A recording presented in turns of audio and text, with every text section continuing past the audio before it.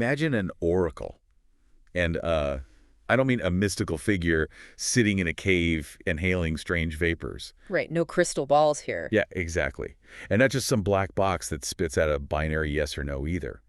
Imagine a perfect, crystalline computational system. Okay.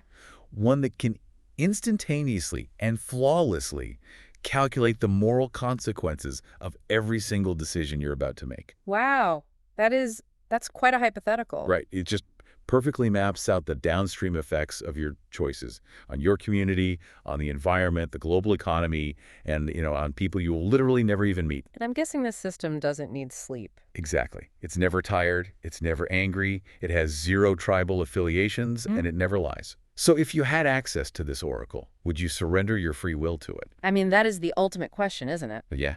Would you simply let it dictate what is right and what is wrong every hour of every day if it literally guaranteed the optimal outcome for human flourishing? See, that requires us to weigh the abstract value of, an optimal outcome against the visceral lived experience of autonomy. Like, are we really willing to accept a mathematically perfect society if the cost of admission is totally forfeiting our right to make messy, flawed, independent choices? And that tension, that exact collision between human agency and artificial intelligence is what we are dissecting today on this deep dive. It's a massive topic. It really is.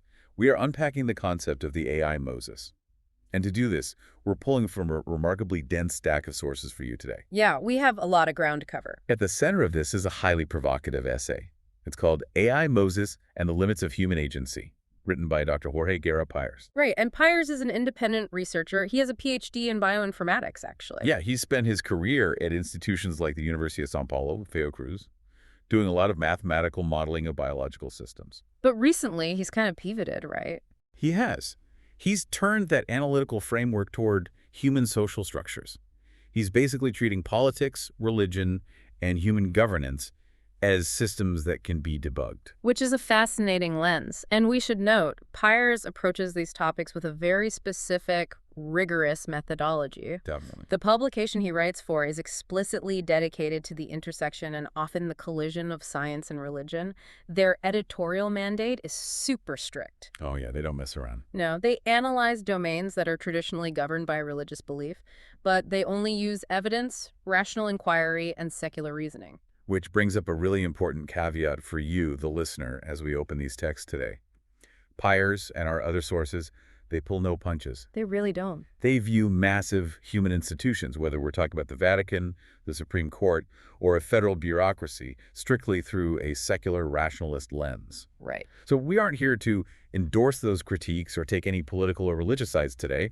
We are simply exploring the mechanics of their arguments exactly as they wrote them. Just tracing the logic they used to dismantle our assumptions about human authority. Exactly.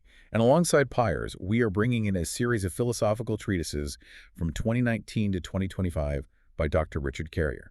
And to ground the behavioral science side of things, we'll be extracting core concepts from that landmark book, Noise, A Flaw in Human Judgment. Oh, by Daniel Kahneman, Olivier Sibony, and Cass Sunstein. Such a great book. It really is.